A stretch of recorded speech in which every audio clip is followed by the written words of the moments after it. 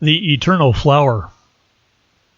Many years ago, while under the tutelage of a Native American shaman, I had agreed to meet in the Washington Park Rose Garden above Portland, Oregon. The garden curated and cared for hundreds of varieties of roses, all carefully sorted and labeled for the edification of the public and for the judges in the annual Rose Festival. We plopped down on a stone bench, surrounded by hundreds of beautiful and fragrant species of roses. We sat for some minutes in silence, taking in the fragrances and the invigorating garden air. The shaman suddenly commented in a surreptitious tone, "There are realms beyond this world where the flower is eternal. No sprouting, budding, withering, and dying." As we sat, I felt transported to this eternal realm, where there was only creation, expansion, light, and beauty. Flowers, trees, grasses, and herbs were entertained by delicate and beautiful flying insects, big-eyed, furry creatures, and the most delicious loving ambience, quantum leaps beyond what we were experiencing in the rose garden. I gasped and sighed. Shaman continued, "This is the reality of most of the universe. Only in certain faraway pockets is there the phenomenon of duality. In fact, these dark and dense realms are considered criminally abusive, and only the very strongest and robust beings ever enter there." "So you're saying that's us?" I verified the obvious. "Yes.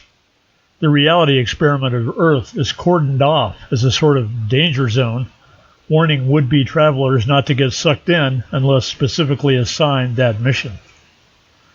These realms of darkness were designed to trap and to isolate self-serving, power-obsessed entities.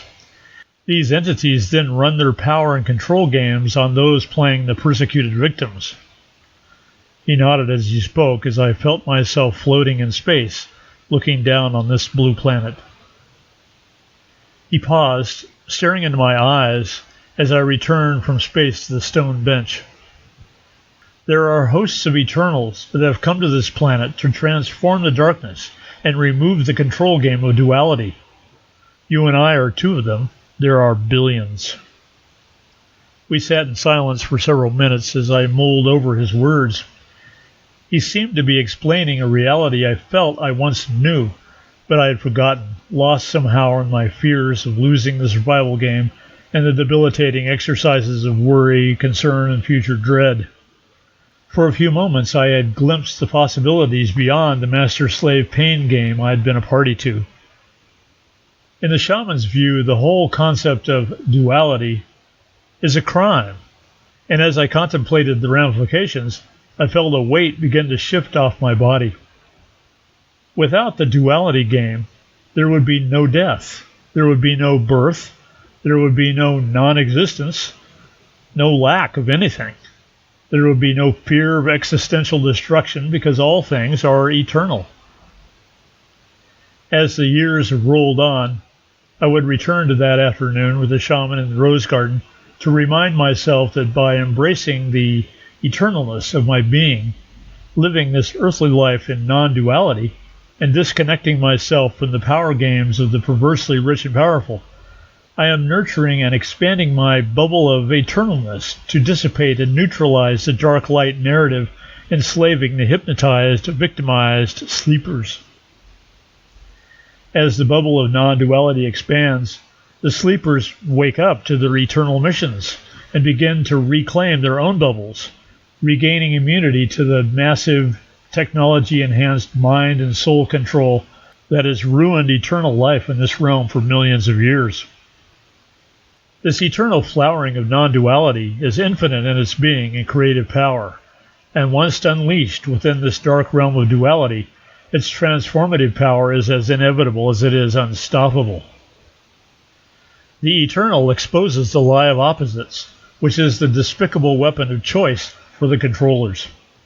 With this doomsday dagger of opposites, unity becomes separation, love becomes hate, and everything that was once one becomes fragmented and conflicted.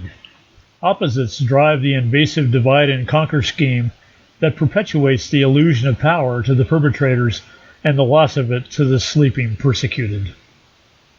We have only to wake up to the ignominious and disgusting story being told and retold on earth to reactivate the power of the eternal flower in the sleepers.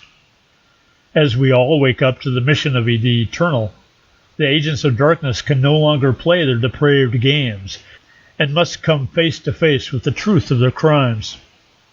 And yes, justice is eternal, created automatically within every criminal lie of duality, and will build and flower inexorably to recreate a new world in place of this one, a new eternal life of love, compassion, and abundance for all.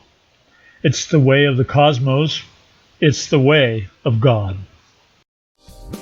You have been listening to This Quantum Life by Boyd Martin, brought to you by the Quantum Health newsletter from Pure Energy RX, www.pureenergyrx.com.